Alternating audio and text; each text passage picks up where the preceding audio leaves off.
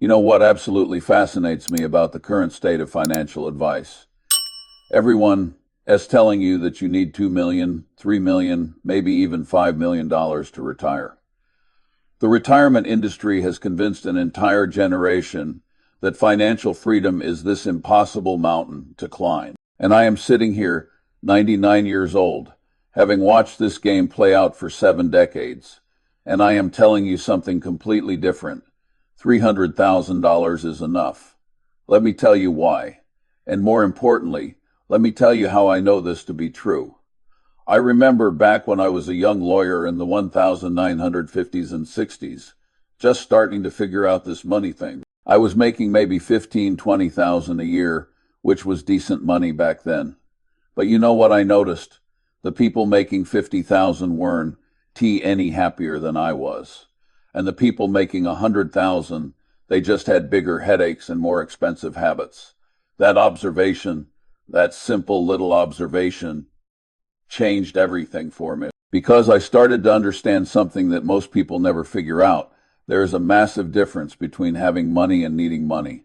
Let me tell you about a decision I made early on that shaped everything. I was practicing law, and I was pretty good at it. The partners wanted me to take on more clients, bigger cases, the kind of work that would have made me wealthy faster. But I looked at what that would require: 80-hour weeks, constant stress, entertaining clients. I didn't like pretending to care about problems I found boring. And I thought to myself, what is the point? Why would I trade my life for money? I don't need to impress people I don't respect. So I made a different choice. I lived below my means, way below. I saved aggressively. I invested everything I saved, and I waited. Patience, you see, is the whole game. It's waiting that helps you as an investor, and most people just can't stand to wait. They want action, they want excitement, they want to feel like they're redoing something. But you know what? Sitting on your rear end is the highest form of action in investing. And in life, now let me explain the mathematics of this $300,000 threshold, because this is where most people SIs glaze over. But stay with me. This is important. If you can live on $18,000 a year, which is entirely possible in large parts of the world, and even in many places in America, if you are smart about it, you need about $450,000 at a 4% withdrawal rate to be financially independent forever. But here is what most people miss. That is assuming you do nothing. That is assuming you never earn another dollar, never adjust your spending, never take advantage of opportunities. And that is not how life works. With $300,000 invested conservatively, yielding maybe 4% in dividends, you are generating $12,000 a year without touching the principal. Now, most financial advisors will tell you that is not enough. But those advisors are thinking like people with jobs. They're rethinking about replacing your current income. But here is the thing. When you don't have a job, your expenses drop dramatically. You are not commuting. You are not buying work clothes. You are not eating expensive lunches. You are not spending money on stress relief. You have time to cook. You can shop when things are on sale. You can negotiate everything because you are never in a hurry. I've watched this pattern over and over again in my life. People think they need their current income level to maintain their current lifestyle. But the job is what is expensive, not the lifestyle. Remove the job and suddenly you find you can live on a fraction of what you thought you needed. Let me tell you about something that happened back in, must have been 2007 or 2008, right before the financial crisis. I met a young man, maybe 35 years old, who was making $200,000 a year in finance. He was miserable, absolutely miserable, working 90 hours a week, taking calls at midnight, flying to New York every other week. He had a nice apartment in Los Angeles, drove a BMW, wore expensive suits, and he was trapped, could not see a way out, because in his mind, he needed that income to maintain that lifestyle.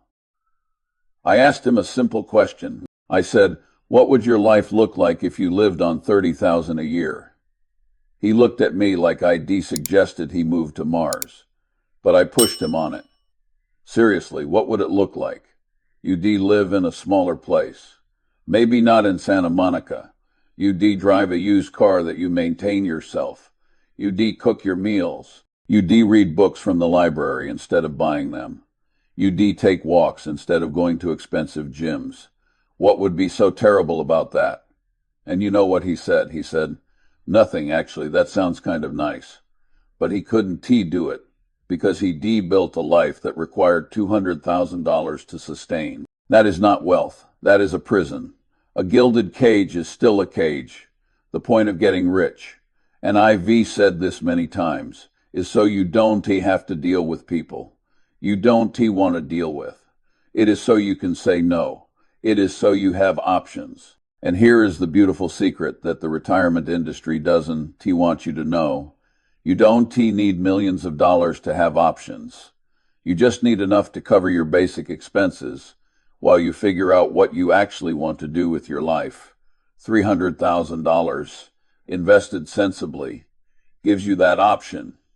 It is not permanent retirement in the traditional sense. It is a sabbatical. It is a chance to breathe. It is time to think. And in my experience, once you have time to think, once you are not desperate, once you are not scared about money every single day, remarkable things start to happen. You become creative again. You see opportunities you were too busy to notice. You build relationships instead of transactions. And very often you end up making money doing things you actually enjoy. Now let me talk about the mathematics of getting to 300,000, because I know some of you are thinking, that is great, Charlie, but I don't too have $300,000. Neither did I when I was young. I built it.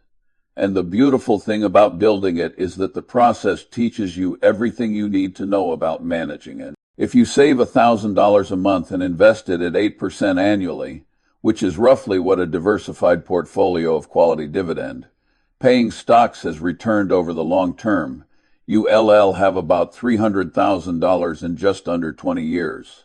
That is it, 20 years of living below your means, investing the difference, and not doing anything stupid. Most people can do it, not because it is hard, but because they lack the patience and discipline. The first 100,000 is the hardest. I've said this before, and it is absolutely true. When you are saving $1,000 a month, it feels like you are getting nowhere. After a year, you've got $12,000 after 2 years, maybe $27,000 with returns. It is slow. It is boring. Your friends are buying new cars and taking exotic vacations, and you are eating rice and beans and maxing out your retirement accounts. You feel like a fool, but then something magical happens once you cross that 100,000 mark. The compound interest starts doing serious work when you have 100,000 earning 8%. That is $8,000 a year you didn't have to work for. And that $8,000 is working alongside your monthly $1,000 contributions. The snowball starts rolling. After 10 years, you are approaching 150,000. After 15 years, you are over 200,000. And that last push to 300,000 happens faster than you can believe. I remember when Warren and I were building Berkshire in the early years. We weren't trying to get rich for the sake of being rich. We were trying to build something that would give us independence, something that would let us say no to bad deals, to pushy brokers, to anyone who wanted to tell us what to do with our capital. That independence, that ability to walk away, that is what wealth actually means, not the size of your house or the badge on your car. And here's what I want you to understand about the years ahead. Thinking about 2025, 2026, the kind of economic environment we're likely to see, there is going to be volatility. There always is. Markets go up. Markets go down.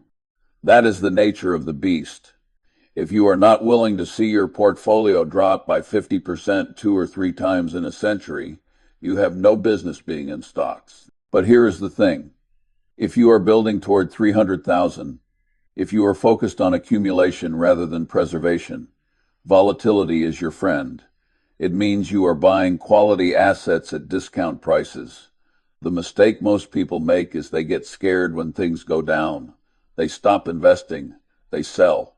They try to wait for certainty. But uncertainty is where the money is made. Conservative investing and steady saving without expecting miracles, that is the way to go. Not trying to time the market, not chasing hot stocks, just steadily buying quality businesses that pay dividends and letting time do the work. Let me tell you something about the psychology of all this, because this is really where people fail. It is not the mathematics. The mathematics are simple. It is the emotional discipline. You have to be very patient. You have to wait until something comes along which, at the price you are paying, is easy to understand. That is contrary to human nature. Just sitting there all day doing nothing, waiting. Most people can stand it. They have to do something. I succeeded because I have a long attention span. That is it. That is the secret. I can sit and do nothing longer than most people. And in investing, as in life, doing nothing is often the best strategy. But people want action. They want to feel productive. So they trade, they diversify into 30 different stocks. They buy and sell. They check their accounts every day, and they destroy their returns with fees and taxes and bad decisions. The path to $300,000 is boring. It is the same thing every month for 20 years. Earn money, spend less than you earn. Invest the difference. Don't touch it, don't panic. Don't get excited. Just wait. That is the whole strategy. And 99% of people can do it because it is too boring. They need stimulation. They need to feel like they're redoing something clever. But you know what is not boring? Being financially independent at 45 or 50. Being able to say no to a job you hate. Being able to take 6 months off to travel, or write, or start a business, or just think. That is not boring. That is freedom. And you can buy that freedom for $300,000 if you are willing to live below your means. Now let me address the obvious objection, because I know what you are thinking. You are thinking, Charlie, what about healthcare? What about emergencies? What about inflation? These are legitimate concerns, but they not deal breakers. They variables to manage. Healthcare is a challenge, especially in the United States. But here is what most people don't realize. You can buy catastrophic health insurance pretty cheaply. You self-insure the routine stuff. You live in a place with decent healthcare infrastructure. Or you do what an increasing number of Americans are doing, and you move somewhere with better healthcare at lower cost. Geographic arbitrage isn't just about living expenses. It is about accessing better systems. Emergencies happen. That is why you have a buffer. 300,000 isn't your total net worth. It is your financial independence number. You also have an emergency fund. You have flexibility. You have the ability to work if you need to. This is about never earning money again. It is about making work optional. And inflation, look, I am 99 years old. I remember when a hamburger cost a nickel and minimum wage was 40 cents an hour. I've seen tremendous inflation in my lifetime. Did it ruin the investment climate? Number quality businesses raise prices with inflation. Your dividend income grows, your portfolio value adjusts. The mathematics still work. The real risk isn't inflation or healthcare or emergencies. The real risk is lifestyle inflation. It is the human tendency to spend whatever you earn. That is what destroys financial independence, not economic conditions. If you can live on $18,000 a year when you have $300,000, you need to be the kind of person who could live on $18,000 when you had $50,000. This isn't a trick or a habit. It is a lifestyle choice. Let me tell you what I really think this $300,000 threshold represents. It represents optionality. That is the key word. Optionality. You are not locked into permanent retirement eating rice and beans in a shack somewhere. You are buying yourself options. Maybe you take a year off and realize you want to go back to work. But now you can be selective. Maybe you start a business that takes 3 years to become profitable, and you can afford to wait. Maybe you do freelance work part-time and earn another $12,000 a year, doubling your income. Maybe you move somewhere with a lower cost of living, and your $300,000 feels like $600,000. The mathematics give you a floor, but human creativity and adaptation give you a ceiling. And once you are not desperate, once you are not scared, once you have that basic security, you make better decisions, you negotiate better. You think longer term, you say no to bad deals. You wait for good ones. All the principles of good investing apply to life itself. I've seen this pattern over and over in my 99 years. The people who build real wealth, lasting wealth, generational wealth, they re not the ones who earn the most. They re the ones who needed the least. They re the ones who could delay gratification. They re the ones who understood that consumption is the enemy of accumulation. Every dollar you spend on something you don't need is a dollar that can compound for you. And compound interest is the eighth wonder of the world. If you understand it, it destroys you if you don't. Looking ahead at the kind of world we're moving into, I think this $300,000 independence level becomes more valuable, not less. The traditional employment model is breaking down. Geographic flexibility is increasing. Technology allows you to work from anywhere, which means you can live anywhere. The arbitrage opportunities are enormous if you are willing to think unconventionally, but most people take advantage of this because they re-trapped by their own expectations. They think they need to live where they grew up. They think they need a big house and a new car. They think they need to impress people who don't care about them. All of that is mental prison. You are free to walk out anytime you want, but you have to be willing to question your assumptions. I remember a quote from somewhere. I can remember exactly where, but it stuck with me. It said something like, "The best armor of old age is a well-spent life preceding it." And that is what this is really about. It is not about retiring at 40 or 50. It is about spending those 40 or 50 years building something that matters. Building skills, building relationships, building capital, building a life that you don't need to retire from because you actually enjoy living it. The $300,000 is the end goal. It is the safety net that lets you pursue the end goal.